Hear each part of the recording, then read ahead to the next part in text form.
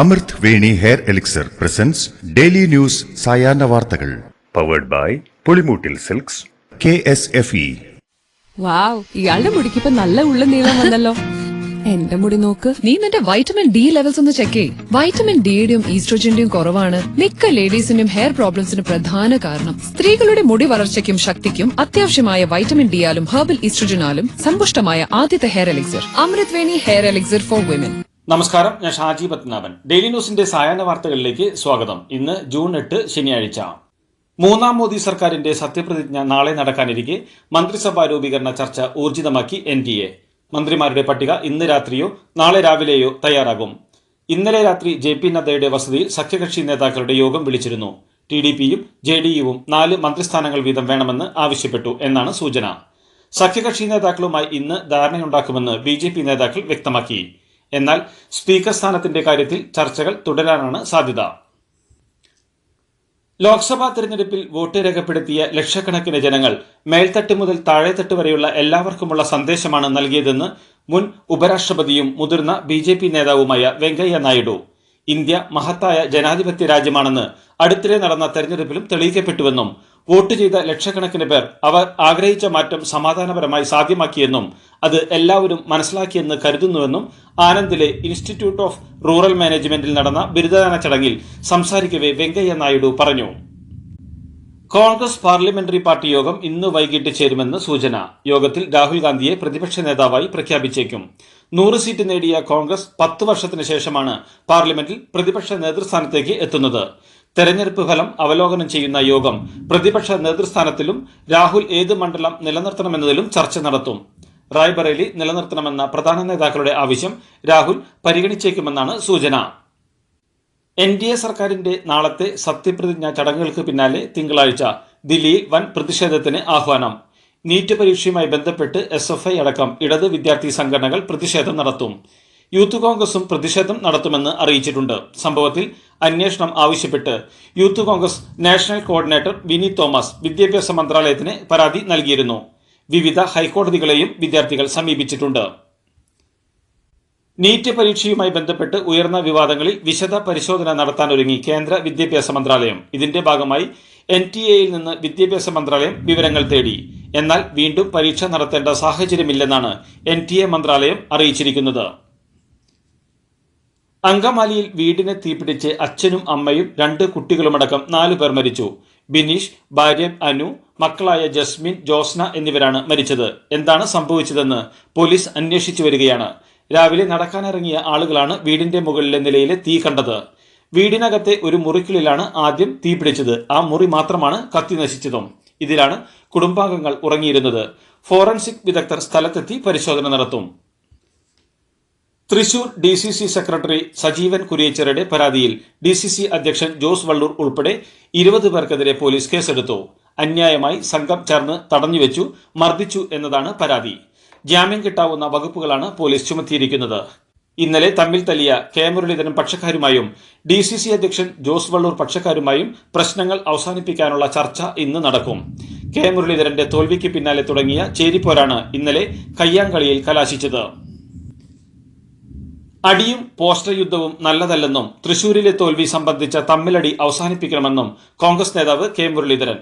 പഞ്ചായത്ത് തെരഞ്ഞെടുപ്പും ഉപതെരഞ്ഞെടുപ്പും വരാൻ പോകുകയാണെന്നും തമ്മിലടി തുടർന്നാൽ വരാൻ പോകുന്ന തെരഞ്ഞെടുപ്പുകളെ ബാധിക്കുമെന്നും കഴിഞ്ഞത് കഴിഞ്ഞുവെന്നും അതിന്റെ പേരിൽ സംഘർഷമുണ്ടാക്കരുതെന്നും മുരളീധരൻ പറഞ്ഞു.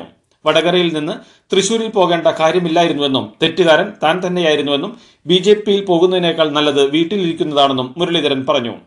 തൃശൂരിൽ വോട്ട് മറിച്ചതല്ലെന്നും പരമ്പരാഗത വോട്ടുകളിൽ വിള്ളലുണ്ടായെന്നും പറഞ്ഞ മുരളീധരൻ പൊതുരംഗത്ത് നിന്ന് വിട്ടുനിൽക്കാനുള്ള തീരുമാനത്തിൽ മാറ്റമില്ലെന്നും വ്യക്തമാക്കി.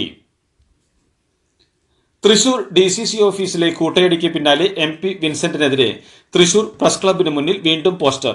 തുടർച്ചയായ 4ാം ദിവസമാണ് തൃശൂരിൽ മുരളീധരന്റെ തോൽവിയെ തുടർന്ന് പോസ്റ്റർ പതിക്കുന്നത്. കഴിഞ്ഞ ദിവസങ്ങളിൽ UDF ചെയർമാൻ MP വിൻസെന്റിനും അനിൽ അക്കരയ്ക്കുമെതിരെ പോസ്റ്ററുകൾ വന്നിരുന്നു. തൃശൂർ DCC ഓഫീസിലെ കയ്യാങ്കളിയിൽ കോൺഗ്രസ് നേതൃത്വത്തിന് കടുത്ത അതൃപ്തി. കർശന നടപടി വേണമെന്ന് നേതാക്കൾ. വൈകിട്ട് KC വേണുഗോപാലിന്റെ നേതൃത്വത്തിൽ മുതിർന്ന നേതാക്കൾ ദില്ലിയിൽ യോഗം ചേരും. തൃശൂരിലെ മുരളീധരന്റെ തോൽവി, തമ്മിൽ തല്ല് എന്നിവ യോഗത്തിൽ ചർച്ച ചെയ്യും. KC Venugopal, VD Satheesan, K Sudhakaran, Ramesh Chennithala എന്നിവർ യോഗത്തിൽ പങ്കെടുക്കും. തൃശൂർ DCC ഓഫീസിലെ കൂട്ടത്തല്ലിൽ പ്രതികരണവുമായി പത്മജ വേണുഗോപാൽ. തൃശൂരിൽ പോസ്റ്ററിൽ വന്നവർ മാത്രമല്ല വില്ലന്മാർ, അവരുടെ ശിങ്കിടികളും വില്ലന്മാരായുണ്ടെന്നും പത്മജ പറഞ്ഞു. നേതാക്കൾ പറയും ശിങ്കിടികൾ നടപ്പാക്കും, പറഞ്ഞത് കേട്ടില്ലെങ്കിൽ ദില്ലിയിലെ വലിയ നേതാവിന്റെ പേരും സംസ്ഥാനത്തെ ഒരു നേതാവിന്റെ പേരും പറയും. നേതാക്കൾ വന്നാൽ DCC പ്രസിഡന്റിനെ വരെ കാറിൽ കയറ്റാതെ ഇടിച്ചു കയറുമെന്നും പത്മജ പറഞ്ഞു. KSRTC ബസ്സുകളിലും ഡിപ്പോകളിലും തന്റെ പടം പോലും ഒട്ടിക്കരുതെന്നും പോസ്റ്ററുകൾ കണ്ടാൽ കീറിക്കളയണമെന്നും മന്ത്രി KB ഗണേഷ് കുമാർ. ബസ്സിലും ഡിപ്പോയിലും ആരുടെയും പോസ്റ്റർ ഒട്ടിക്കേണ്ടതില്ലെന്നും ഒരു സമ്മേളനത്തിന്റെയും ഫ്ലെക്സും പോസ്റ്ററും സ്റ്റേഷനുകളിൽ വേണ്ടെന്നും ഗണേഷ് കുമാർ നിർദ്ദേശം നൽകി. പണ്ട് മുത്തശ്ശിയുടെ കല്യാണക്കഥ കേട്ട മുതലേ ഉള്ള ആഗ്രഹമാണ് അന്നത്തെ മുത്തശ്ശിയെ പോലെ എന്റെ കല്യാണത്തിന് എടുത്തൊരുങ്ങണമെന്ന്.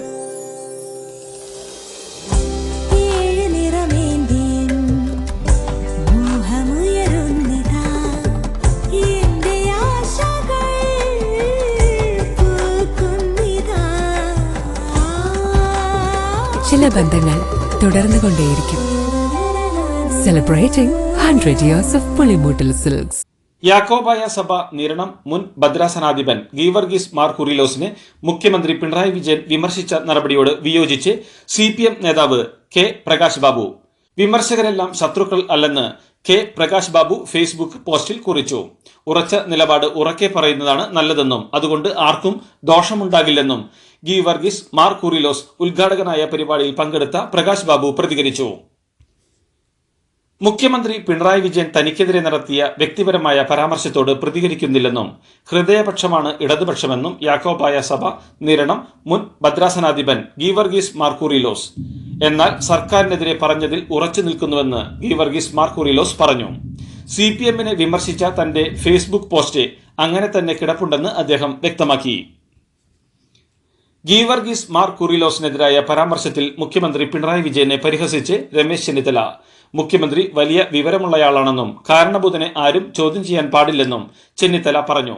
ബിഷപ്പ് എന്നയാൾക്ക് സമൂഹത്തിൽ മാന്യതയുണ്ട്, ഇത്തരം പ്രസ്താവനകളിലൂടെ സർക്കാർ ജനങ്ങളെ വെല്ലുവിളിക്കുകയാണെന്നും രമേശ് ചെന്നിത്തല കുറ്റപ്പെടുത്തി. മുഖ്യമന്ത്രി പിണറായി വിജയന്റെ ഗീവർഗീസ് മാർ കുറിലോസിനെതിരായ പരാമർശത്തിൽ വിമർശനവുമായി പ്രതിപക്ഷ നേതാവ് VD സതീശൻ. സർക്കാരിനെ വിമർശിക്കുന്നവർ വിവരദോഷികൾ എന്നത് മുഖ്യമന്ത്രിയുടെ ധാർഷ്ട്യമാണ്. പിണറായി പുതിയ വാക്കുകൾ മലയാളത്തിന് സംഭാവന ചെയ്യുന്നുവെന്നും VD സതീശൻ പരിഹസിച്ചു. ഒരു തിരുത്തലുകൾക്കും വിധേയനാകില്ലെന്ന പിണറായിയുടെ പ്രഖ്യാപനമാണിതെന്നും സതീശൻ രൂക്ഷഭാഷയിൽ കുറ്റപ്പെടുത്തി. കേരളം കണ്ടിട്ടുള്ള ഏറ്റവും തൊലിക്കട്ടിയുള്ള മുഖ്യമന്ത്രിയാണ് പിണറായി വിജയനെന്ന് V മുരളീധരൻ. യാതൊരു ജാള്യതയുമില്ലാതെ ജനങ്ങൾക്ക് മുമ്പിൽ സർക്കാരിന്റെ പ്രോഗ്രസ് റിപ്പോർട്ട് അവതരിപ്പിക്കാനും ഭരണപരാജയത്തിന്റെ കുറ്റം മുഴുവൻ കേന്ദ്ര സർക്കാരിന്റെ ചുമലിലിടാനും നല്ല തൊലിക്കട്ടി വേണം. സർക്കാർ ജീവനക്കാർക്ക് പോലും നേരാം വണ്ണം പെൻഷൻ നൽകാൻ പറ്റിയില്ല. വിയോജിക്കുന്നവരോടുള്ള അസഹിഷ്ണുതയാണ് മുഖ്യമന്ത്രി അന്നും ഇന്നും പ്രഖ്യാപിച്ചതെന്നും അദ്ദേഹം പറഞ്ഞു. മുഖ്യമന്ത്രിയുടെ ഗീവർഗീസ് കുറിലോസിനെതിരായ പരാമർശത്തിൽ പ്രതികരണവുമായി മന്ത്രി മുഹമ്മദ് റിയാസ്. ജനങ്ങൾക്ക് എല്ലാം അറിയാമെന്നും ഇടതുപക്ഷം വിമർശനം ഉൾക്കൊള്ളുന്ന പ്രസ്ഥാനമാണെന്നും മന്ത്രി പറഞ്ഞു. മാധ്യമങ്ങൾ മുഖ്യമന്ത്രിയെ ആക്രമിക്കാൻ ശ്രമിക്കുന്നു. ഇടതുപക്ഷ രാഷ്ട്രീയത്തെ കൈകാര്യം ചെയ്യുക എന്നതാണ് ഇതിന്റെ പിന്നിലുള്ള അജണ്ടയെന്നും മുഹമ്മദ് റിയാസ് കുറ്റപ്പെടുത്തി. മുസ്ലിം സമുദായം സർക്കാരിൽ നിന്ന് അവിഹിതമായി പലതും നേടിയെടുക്കുന്നുവെന്ന കേരള നവോത്ഥാന സമിതി ചെയർമാൻ കൂടിയായ വെള്ളാപ്പള്ളി നടേശന്റെ പ്രസ്താവനയിൽ പ്രതിഷേധിച്ച് സമിതി vice chairman doctor Hussain Madavoor സ്ഥാനം രാജിവെച്ചു. അദ്ദേഹത്തിന്റെ പ്രസ്താവന അപക്വവും വാസ്തവ വിരുദ്ധവുമാണെന്ന് പാളയം ജുമാ മസ്ജിദ് ചീഫ് ഇമാം കൂടിയായ ഹുസൈൻ മടവൂർ പറഞ്ഞു. രാജ്യസഭാ സീറ്റിന്റെ കാര്യത്തിൽ വിട്ടുവീഴ്ചയില്ലെന്നും സീറ്റ് ഒരു കാരണവശാലും വിട്ടുതരില്ലെന്നും CPI. അത് പാർട്ടിക്ക് അർഹമായ സീറ്റാണെന്ന് CPI സംസ്ഥാന സെക്രട്ടറി ബിനോയ് വിശ്വം പറഞ്ഞു. രാജ്യസഭാ സീറ്റ് സംബന്ധിച്ച് LDFൽ ധാരണ ആയിട്ടില്ല. ആശയപരമായ ചർച്ച പൂർത്തിയായി. സീറ്റ് കിട്ടിയേ മതിയാകൂ. കേരള കോൺഗ്രസിന്റെ കാര്യം തനിക്ക് അറിയില്ലെന്നും ബിനോയ് വിശ്വം മാധ്യമങ്ങളോട് പ്രതികരിച്ചു. കേരള കോൺഗ്രസിനെ UDFൽ നിന്നും പുറത്താക്കിയ ശേഷമാണ് LDFൽ ചേർന്നതെന്നും ജയപരാജയങ്ങൾ വരുന്നതിന് അനുസരിച്ച് മുന്നണി മാറാൻ കഴിയുമോ എന്നും ജോസ് കെ മാണി. രാജ്യസഭാ സീറ്റുമായി ബന്ധപ്പെട്ട് CPM നേതാക്കളുമായി ചർച്ച നടന്നു. സീറ്റ് വേണമെന്ന ആവശ്യം CPM നേതാക്കൾ കേട്ടു. LDFൽ ധാരണയുണ്ടാകുമെന്നും ജോസ് കെ മാണി മാധ്യമപ്രവർത്തകരോട് പറഞ്ഞു. പത്തനംതിട്ട അടവിയിൽ വനം വകുപ്പ് ഉദ്യോഗസ്ഥന്റെ കൈവെട്ടുമെന്ന് ഭീഷണിപ്പെടുത്തിയ CPM നേതാവ് മുമ്പും കയ്യേറ്റത്തിന് ശ്രമിച്ചെന്ന് ഫോറസ്റ്റ് ഉദ്യോഗസ്ഥർ. വനത്തിൽ മാലിന്യം തള്ളിയത് അന്വേഷിക്കാൻ എത്തിയപ്പോഴായിരുന്നു തണ്ണിത്തോട് ലോക്കൽ സെക്രട്ടറി പ്രവീൺ പ്രസാദ് കയ്യേറ്റത്തിന് ശ്രമിച്ചത്. ബാർബർ ഷോപ്പിലെ മുടി ചാക്കിൽ കെട്ടി വനത്തിൽ തള്ളുകയും ഈ മുടി ആനകൾ തിന്നുന്ന ഗുരുതര സാഹചര്യം ഉണ്ടായതോടെയുമാണ് വനം വകുപ്പ് ഉദ്യോഗസ്ഥർ പരിശോധനയ്ക്ക് എത്തിയത്. CPM നേതാവിന്റെ ഭീഷണിയെ തുടർന്ന് അടച്ചുപൂട്ടിയ അടവി ഇക്കോ ടൂറിസം കേന്ദ്രം തുറന്നു പ്രവർത്തിക്കാൻ തീരുമാനം. ഉന്നതതല നിർദ്ദേശത്തിന് വഴങ്ങിയാണ് ജീവനക്കാർ നിലപാട് മാറ്റിയത്. CPM പ്രാദേശിക നേതൃത്വവുമായുള്ള പ്രശ്നം ചർച്ചയിലൂടെ പരിഹരിക്കും എന്ന് ജീവനക്കാർക്ക് വനം വകുപ്പ് ഉന്നത ഉദ്യോഗസ്ഥർ ഉറപ്പ് നൽകിയിട്ടുണ്ട്. ജീവനക്കാർക്ക് എതിരായ ആക്രമണം, ഭീഷണി എന്നിവയിൽ പോലീസ് ഇനിയും കേസെടുത്തില്ലെങ്കിൽ ശക്തമായ പ്രതിഷേധമുണ്ടാകുമെന്നും വനം വകുപ്പ് ജീവനക്കാരുടെ സംഘടന അറിയിച്ചു. കണ്ണഞ്ചിപ്പിക്കുന്ന നക്ഷത്രത്തിളക്കവുമായി KSFEയുടെ ഗാലക്സി ചിട്ടികൾ വരവായി. 100% സുരക്ഷിതത്വവും മെഗാ ബമ്പർ നറുക്കെടുപ്പിലൂടെ ഭാഗ്യം കടാക്ഷിക്കുന്നവർക്ക് ബെൻസ് കാറും ലഭിക്കുന്നു. ഒപ്പം 17 ഇന്നോവ കാറുകളും 170 ഐഫോണുകളും. ഗാലക്സി ചിട്ടി, ഇനി ആഘോഷ ചിട്ടി. പ്രശസ്ത സിനിമാ നിർമ്മാതാവും വ്യവസായിയും റാമോജി ഫിലിം സിറ്റിയുടെ സ്ഥാപകനുമായ റാമോജി റാവു അന്തരിച്ചു. 87 വയസ്സായിരുന്നു. ശ്വാസ തടസ്സത്തെ തുടർന്ന് ചികിത്സയിലിരിക്കെ ഇന്ന് രാവിലെ 5 മണിയോടെയായിരുന്നു അന്ത്യം. തിരഞ്ഞെടുപ്പ് ഫലപ്രവചനം നടത്തുന്ന പരിപാടി നിർത്തുന്നതായി പ്രശസ്ത തിരഞ്ഞെടുപ്പ് തന്ത്രജ്ഞൻ പ്രശാന്ത് കിഷോർ. ഇക്കഴിഞ്ഞ ലോക്സഭാ തിരഞ്ഞെടുപ്പിൽ തന്റെ പ്രവചനവും ഫലവും തമ്മിൽ വലിയ അന്തരം വന്നതോടെയാണ് പുതിയ തീരുമാനമെന്ന് അദ്ദേഹം വ്യക്തമാക്കി. നരേന്ദ്രമോദി സർക്കാരിന്റെ സത്യപ്രതിജ്ഞാ ചടങ്ങിൽ 8000 വിശിഷ്ടാതിഥികളിൽ ദക്ഷിണ റെയിൽവേയിലെ സീനിയർ അസിസ്റ്റന്റ് ലോക്കോ പൈലറ്റായ ഐശ്വര്യ എസ് മേനോനും ക്ഷണം.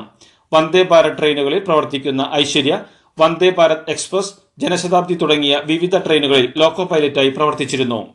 പ്രധാനമന്ത്രി നരേന്ദ്രമോദിയുടെ സത്യപ്രതിജ്ഞാ ചടങ്ങിൽ ഏഷ്യയിലെ ആദ്യ വനിതാ ലോക്കോ പൈലറ്റായ സുരേഖ യാദവും പങ്കെടുക്കും. ഛത്രപതി ശിവാജി മഹാരാജ് ടെർമിനൽ സോലാപൂരിൽ നിന്ന് വന്ദേ ഭാരത് ട്രെയിനിലാണ് അവർ ജോലി ചെയ്യുന്നത്.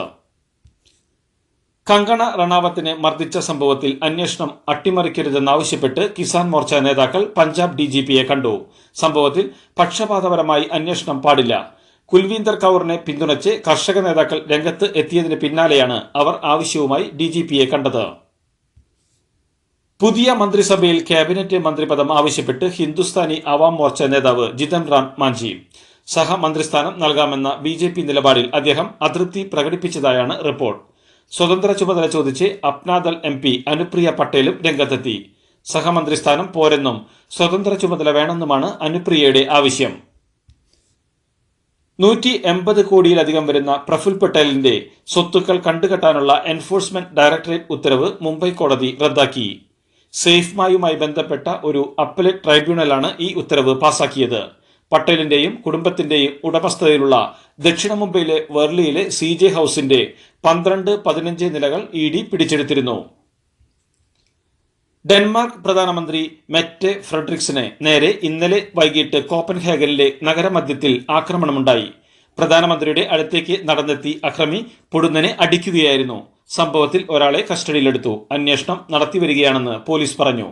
ആക്രമണം എല്ലാവരെയും ഉലച്ചെന്ന് ഡാനിഷ് പരിസ്ഥിതി മന്ത്രി മാഗ്നസ് ഹ്യൂനിക്കെ സോഷ്യൽ മീഡിയയിൽ കുറിച്ചു. ഇതോടുകൂടി ഡെയിലി ന്യൂസിന്റെ ഇന്നത്തെ സായാഹ്ന വാർത്തകൾ സമാപിക്കുന്നു. ഡെയിലി ന്യൂസിന് വേണ്ടി വാർത്തകൾ വായിച്ചത് Shaji Padmanabhan. Daily news live .in വാർത്തകൾ വിരൽ തുമ്പിൽ.